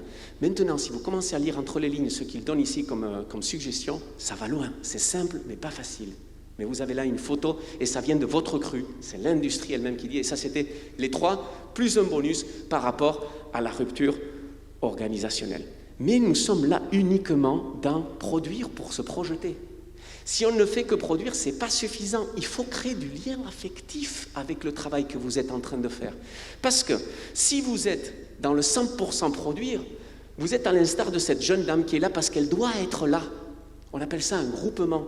On peut faire un travail d'une qualité extraordinaire, mais s'il n'y a pas un lien affectif qui se tisse entre vous et ce que vous portez, à un moment donné, quand la force qui s'allume dans le feu sacré intérieur doit s'allumer pour le porter, il n'y a plus personne. Chacun est parti à 17h pétante et rentré chez lui. Et le projet, qu'est-ce qu'il fait? Il prend de la poussière dans un tiroir et il sera réinventé par une nouvelle direction ou n'importe qui d'autre. Parce qu'un groupement qui n'a pas de lien affectif ne peut pas obtenir des résultats remarquables. Sauf que si vous êtes 100% dans le lien affectif, ce qui est l'un des pièges que l'on entend beaucoup dans la nouvelle entreprise, super, on va faire le bonheur au travail, on va faire la fête, oui, mais n'oublie pas que tu as quand même quelque chose à produire. Si on est dans le 100% de lien affectif, nous sommes dans la France championne du monde. 98, 2018, une folie, une foule en liesse. Quelle est la seule chose qu'on a produit à cette époque-là? Ce fameux jour de juillet. Une énorme gueule de bois.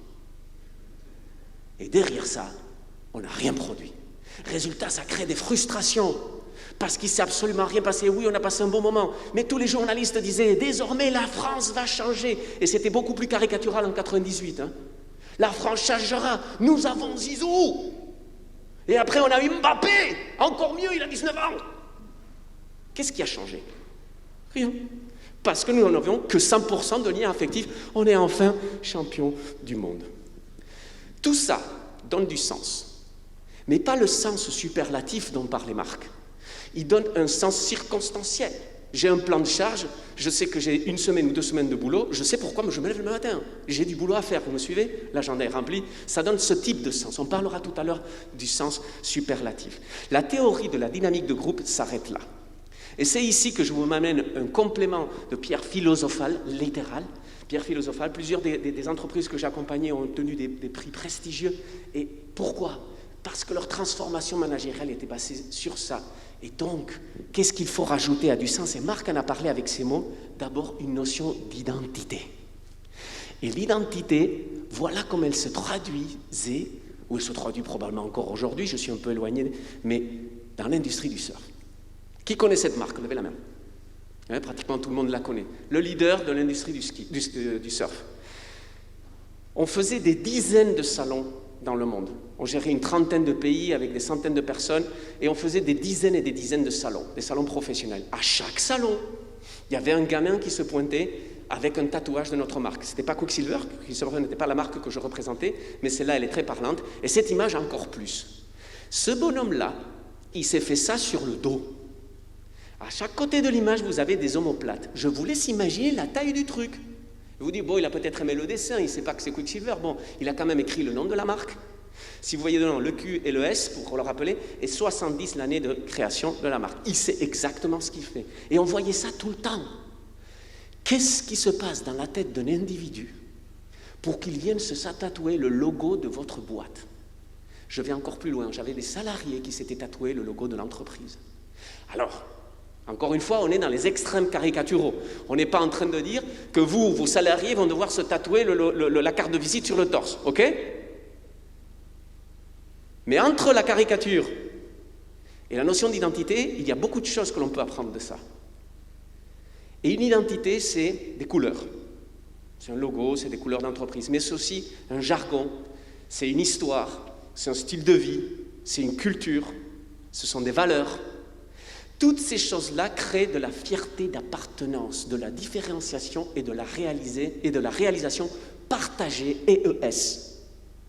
Donc la notion d'identité, maintenant vous posez la question, est-ce que vous les premiers, parce que c'est là la grande question, est-ce que vous les premiers, vous vous levez le matin avec ça dans le sang, le logo de votre entreprise, Première question. Deuxième question, combien de personnes dans votre entreprise se lèvent le matin et ils ont la boîte qui palpite dans le sang? Il y en a qui rigolent même. Qu'allez-vous faire pour qu'il en soit ainsi? Et certains me disaient, oui, Iker, pour toi c'était facile, votre boulot c'était des cartes postales, aller aux Maldives et tout ça. On s'en fout. J'ai eu dans une conférence comme celle-ci, c'était dans le monde de l'immobilier, un mec qui s'est levé et qui me montre le logo de l'entreprise tatoué sur son avant-bras. Ok? Imaginez un logo Orpi, c'était pas Orpi. Et quand il s'est venu, je dis, je ne peux pas rater cette opportunité, il vient sur scène, je lui dis, s'il te plaît, raconte-nous pourquoi tu t'es fait ça. On avait la chair de poule, parce qu'il parlait à quel point il était fier de ce qu'il a fait et comment cette entreprise avait marqué son chemin. Il disait, si jamais je pars chez la concurrence, jamais je n'arrêterai d'être fier de ce que j'ai dans le bras. Donc, en termes d'entreprise, comment pouvons-nous faire pour créer ces notions d'identité? Grosse question. Mais après, il y a encore une autre couche. Je vous ai parlé du pourquoi au sens large. Quel est votre rêve partagé? Et déjà, ça commence par une question. Et celle-là, elle peut faire mal. Quel est votre rêve? Et réfléchissez bien. J'ai posé cette question à un très gros dirigeant d'entreprise et il m'a dit, mon rêve, c'est d'atteindre 2% de résultats nets en fin d'année. Et pour le provoquer, je lui dis, tu dessinais ça à l'école quand on te demandait ce que tu allais faire quand tu seras grand? Quel est votre rêve? Parce que vous êtes au service de quelque chose. Et s'il n'y a pas quelque chose qui vous anime de l'intérieur et qui fait que quand vraiment, vraiment, ça part dans tous les sens, comme probablement ça risque de partir, et que là, vous vous levez le matin, qu'est-ce qui va faire que vous allez avoir envie d'y aller? D'autant plus, comment vous allez faire pour donner envie aux personnes qui sont à côté de vous, pour se lever avec vous et aller au charbon? Et je vais citer pour ça les Navy Seals, la formation la plus difficile au monde pour des militaires. C'est les commandos d'élite américains. Ils poussent l'humain à bout, à bout, à bout, à bout, à bout, à bout, à bout. Les mecs, ils n'en peuvent plus. Et ils disent, la seule raison qu'il faudra que tu tiennes, c'est qu'il y a un pourquoi beaucoup plus grand que toi qui fera que tu ne lâcheras pas alors que ton monde est devenu le plus sombre qu'il soit. Et le but de ces instructeurs-là, c'est de casser l'humain qu'ils ont en face, pour voir s'il a ce qu'il faut pour passer au-delà de ça. Qu'est-ce qu'ils sont en train de nous dire? Dans les situations les plus extrêmes, ce qui nous fait tenir, c'est qu'on a un rêve et un pourquoi. Et donc, dans la dynamique de groupe, c'est quel est ce rêve partagé qui fait qu'ensemble, on aura envie d'en découdre. Et vous allez vous rendre compte que les meilleurs souvenirs, ce n'est pas toujours la plage idyllique aux Maldives. Rappelez-vous tous les problèmes que vous avez eus, vous avez réussi à vous en sortir. Et après, ça crée du lien humain. On en parle, on se rappelle.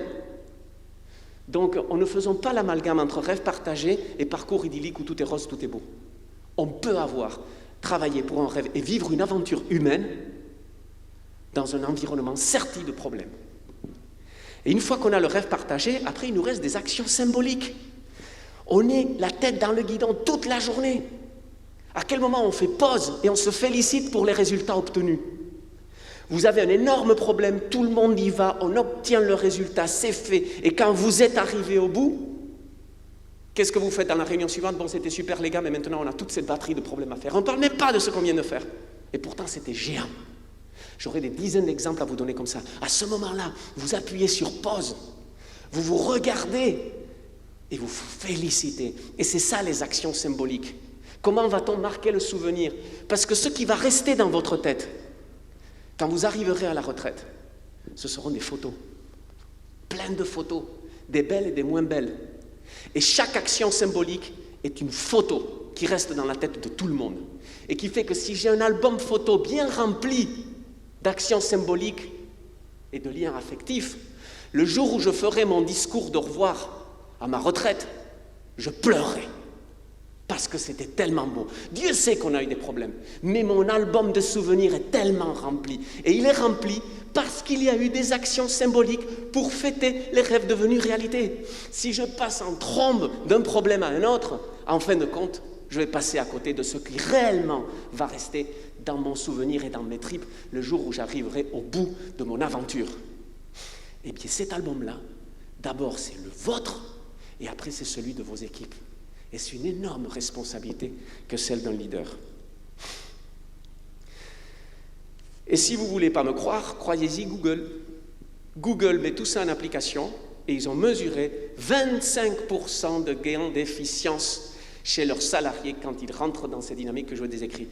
Google les explique différemment, ils retombent exactement dans les clous que je vous ai décrits. Et si vous vous amusez à étudier Google à travers le filtre que je viens vous donner, vous voyez qu'ils ont rempli la checklist à 100%. 25% de gains en efficience et en productivité. C'est pas rien. Mais parlons maintenant de la rupture philosophique, parce qu'il y a une chose qui est en train de se passer maintenant que je vous parle. Et je fais exprès de parler de vous, parce que là, j'ai un parterre de leaders. Et être leader, ce n'est pas juste avoir une position dans un organigramme hiérarchique. C'est porter des responsabilités, mais pas que des responsabilités de résultats économiques, des responsabilités humaines. Et aujourd'hui, plus que jamais, c'est pour ça que j'ai parlé de ces deux ruptures-là, si on va s'en sortir, c'est parce qu'on va pouvoir porter des êtres humains, des femmes et des hommes à des résultats. Et on ira ensemble. Et quand vous rentrez à la maison avec la tête pleine d'incertitudes, qu'est-ce qu'il vous reste? Fini les déguisements. Fini les faire semblants. Vous êtes tout seul dans votre tête avec vous-même. Et c'est ça qui se passe. Vous êtes à poil. Et là, on a une énorme terra incognita qui s'ouvre à nous. Et la rupture philosophique passe énormément par là. Cette notion de sens passe par la réinvention du leadership, une nouvelle école du leadership. Et là, vous avez des découvertes à faire absolument dingues, et je souligne mes mots, peu importe ce qui se passe aujourd'hui sur le marché et dans le monde, vous pouvez vivre désormais, à partir de maintenant, la plus belle aventure de votre vie. Seul, dans votre vie, et partagé avec vos équipes, votre famille et les gens qui vous entourent. Mais ça oblige à ça. On est dans un environnement qui nous a appris à nous déguiser, à faire semblant. On était dans l'opacité. Ok? Et donc on s'habille d'une certaine façon, on se présente d'une certaine façon, et vous savez tous qu'on a tous des déguisements. Et peu importe si vous croyez ou pas, vous avez tous des déguisements. Sauf que ces déguisements ont un rôle. D'abord, ils vous cachent de qui vous êtes réellement vis-à-vis du monde extérieur, mais surtout, ils vous cachent aussi de qui vous êtes réellement vis-à-vis de vous-même. Et c'est derrière ce déguisement que se trouve le plus grand de votre potentiel. L'immense majorité des gens meurent sans avoir exploité ne serait-ce que 5... Et je vais changer de micro. Non, c'est tout bon. Car c'est ça, notre véritable ennemi. Les murs qui s'érigent entre nous et notre potentiel. Des murs de doute, de complexes, de croyances limitantes.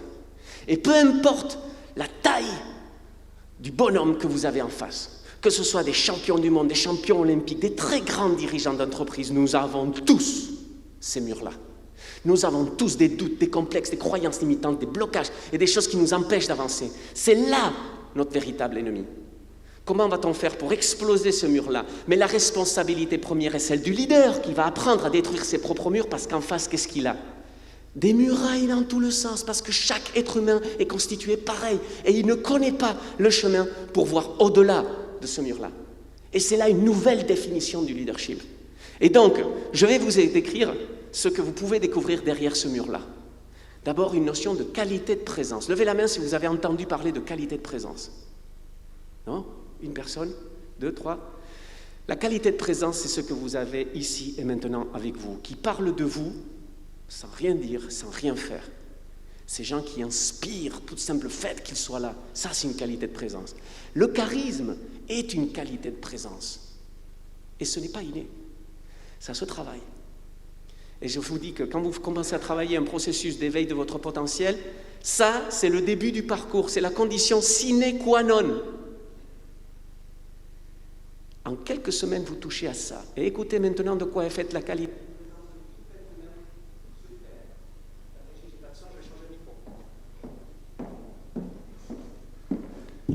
Est-ce que là, vous m'entendez mieux? Oui? Non? On a un problème de son? C'est tout bon? Oh, pardon. Excusez-moi, je l'éloigne pour ne pas faire des frottements avec le masque. Donc, la qualité de présence, 3 caractéristiques essentielles chez tout être humain sur Terre. 1, elle est faite de sérénité. Elle est faite de joie. Et accrochez-vous, elle est faite d'amour. C'est les 7 milliards d'êtres humains sur Terre, elle a ces 3 caractéristiques. Et même quand vous êtes en colère, stressé, et que vous en voulez à la Terre entière, vous êtes fait de sérénité, de joie et d'amour. Rien que ça. Tous les dirigeants avec lesquels je travaille me disent « Mais Iker, mais rien que ça, je ne sais même pas ce que c'est. » sérénité, joie et amour. Et moi, je vous dis, c'est le point de départ. En quelques semaines, vous touchez à cet espace-là. Et derrière, il y a l'éveil du potentiel que vous pouvez mettre en mouvement. Imaginez les quantités de choses que vous pourriez faire si vous pouviez contacter cet espace-là. Comment vous le vivez? La boule au ventre, le stress, la colère, la peur et tout ça. Et que vous apprenez à prendre le recul nécessaire pour pouvoir habiter ces trois qualités-là. Imaginez l'effet sur votre vie, sur celle de vos proches, l'effet sur vos équipes. Et encore plus, imaginez l'effet quand un groupe apprend à cultiver ça. Eh bien, c'est pas facile, mais c'est simple. Et si je vous décrivais ici les exercices qu'il y a à faire, vous ne me croiriez pas. Et là, je vous dirais, faites-les. Contentez-vous d'expérimenter, je vous garantis que vous aurez un avant et un après en quelques semaines. Pourquoi c'est pas facile? Parce qu'il faut s'entraîner tous les jours. On ne devient pas champion olympique en allant une fois au JO et voir si ça se passe bien. C'est exactement la même chose pour réveiller votre potentiel. C'est simple, des exercices extrêmement simples, mais à pratiquer régulièrement. Et après, je vais passer dans l'autre chapitre de notre potentiel. Est-ce que vous saviez, ça c'est de la neuroscience, est-ce que vous saviez que 95% de ce que nous faisons au quotidien se passe en pilote automatique dirigé par notre subconscient? Dit autrement, et excusez-moi l'expression, les gars, les filles, vous ne contrôlez que dalle. 5%, nous sommes les pilotes dans l'avion. 95%, c'est notre subconscient. Donc, en tant que bon leader et bon gestionnaire, la question que bien évidemment vous allez vous poser, c'est dire, comment je fais pour influencer ce 95%, parce que c'est là qui est réellement la différence. Eh bien, pour programmer les programmes de votre subconscient, vous avez deux façons de le faire. Une, l'hypnose, et deux, la répétition. Et donc là, je vais vous donner un petit secret des sportifs de haut niveau, et vous les avez vus déjà à la télé faire, les commandos d'élite font pareil, la patrouille de France fait pareil. La visualisation. Et là, je vous pose juste la graine, je n'ai pas le temps de vous la décrire. Mais visualiser, c'est de vous voir en situation. Pourquoi? Parce que votre cerveau, la neuroscience nous prouve qu'il ne sait pas faire la différence entre ce que vous imaginez et ce qu'il vit réellement. Donc si vous imaginez 100 fois une scène, votre cerveau, votre corps l'aura vécu 100 fois. Et vous êtes bien d'accord que vous faites 100 fois la même chose, vous ne le faites pas de la même façon que la première. La visualisation est une source de virtuosité. Et ça, c'est la partie auto-hypnose. Et ensuite vient la répétition. Tous les jours, visualisez-vous en situation de succès. Visualisez-vous dans les meilleures situations possibles. Invitez vos équipes à apprendre ça parce que là, vous avez programmé votre subconscient à y voir différemment. Que ce soit pour un projet très spécifique, et ça peut être du laser, tellement c'est précis, c'est ce projet-là, je veux que ça se passe tel jour, dans telle personne, ou sinon, pour quelque chose de plus large par rapport à votre place dans le monde, dans la vie, les grandes chances que vous voulez obtenir. Visualisez tout ça, ça marche. Mais après, ça va vous amener à quoi? À la prise de conscience de la psychologie, de ce que vous vous mettez dans la caboche. Quelle est l'information qui occupe votre bande passante? Dans les temps actuels, on a énormément de possibilités que l'information qui influence nos pensées soit extrêmement négative. Haute incertitude, on ne sait pas où on va, on parle de changement de paradigme, de crise économique. Et les problèmes du quotidien dans l'entreprise, etc., etc. Ça, ce sont des informations négatives que vous projetez, visualisation, de façon répétée, tous les jours. Il suffit d'allumer la télé et la radio pour que ça en soit ainsi, de lire les journaux. Et après, vous devez réussir. Demandez à n'importe quel expert du sport de haut niveau, tous vous diront que tous les grands de ce monde en sport, ils ont le même niveau technique. La différence, elle se passe là. Ça se passe dans l'information que vous allez mettre dans votre tête. Et vous êtes des sportifs de haut niveau de l'entreprise. Donc, comment occupez-vous la bande passante? Mais la psychologie positive nous apprend plein de choses maintenant. C'est devenu une branche extrêmement précise de la psychologie. Et on sait aujourd'hui que les personnes qui vivent avec une psychologie positive, c'est-à-dire qu'ils ont plutôt des informations positives dans la tête, vivent plus longtemps, en meilleure santé, elles ont plus de succès dans la vie, elles accumulent des patrimoines beaucoup plus importants, elles ont des relations beaucoup plus épanouissantes, et pour finir, croyez-le ou pas, c'est prouvé scientifiquement, ils ont plus de chance. Rien que ça. Et ça, c'est prouvé par la psychologie positive, chiffres à l'appui. Donc maintenant, en période de très haute incertitude, oui, il y a une énorme vague qui nous vient dessous. Qui fait du VTT ici, du VTT par exemple, qui fait du vélo et tout ça? Ok. Vous pourrez corroborer à vos collègues, quand vous faites du VTT, vous descendez, vous êtes dans la piste, si vous voyez un gros caillou et que vous fixez le caillou, qu'est-ce qui va se passer? Cataboum, vous êtes d'accord? Qu'est-ce qui fait que vous allez éviter le caillou? Vous regardez la trajectoire de contournement. Vous êtes tous d'accord? On s'est tous pris des gros cailloux, on est d'accord? C'est comme ça qu'on a appris. La psychologie positive, c'est pareil. Nos amis là descendent dans une piste, ils voient un gros caillou, ils vont se le prendre. Ou pas. Le gros caillou, il est là.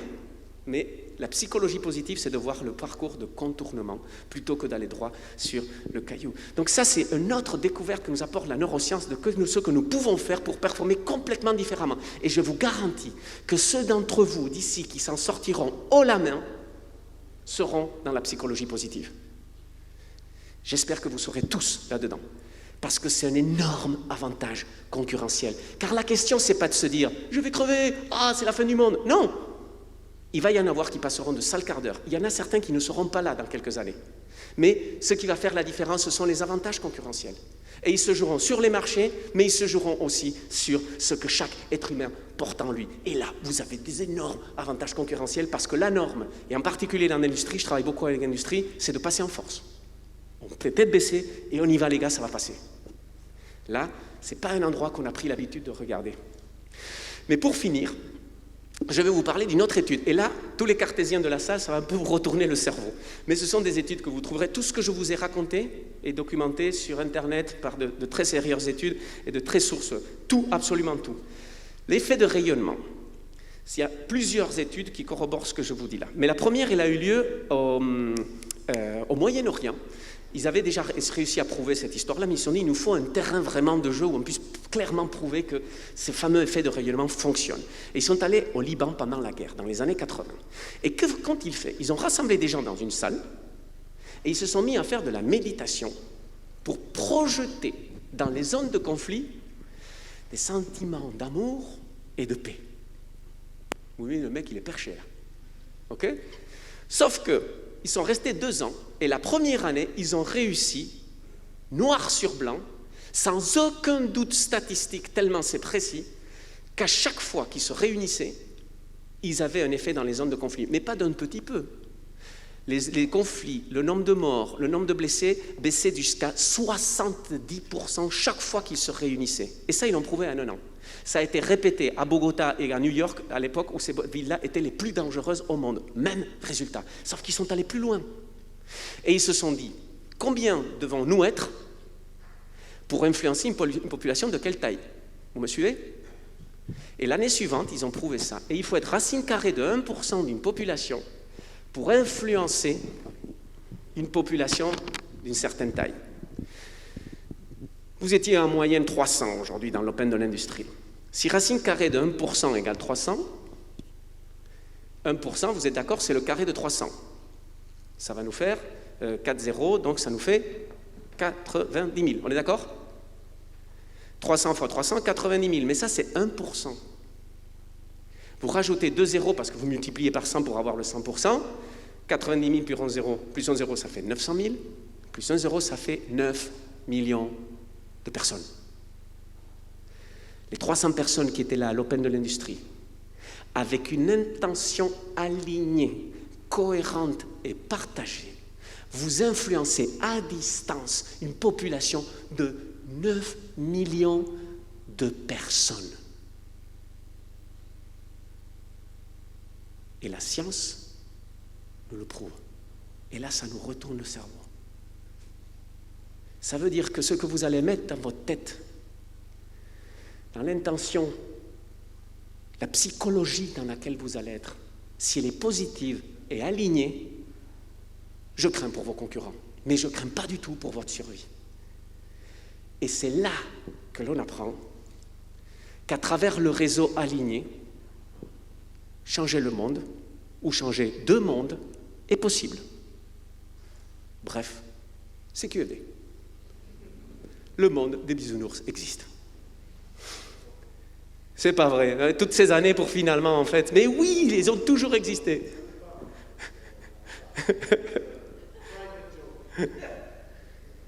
Donc, c'est un symbole pour vous dire que tout ça rattaché, il y a un potentiel de dingue où réellement vous pouvez changer beaucoup de choses.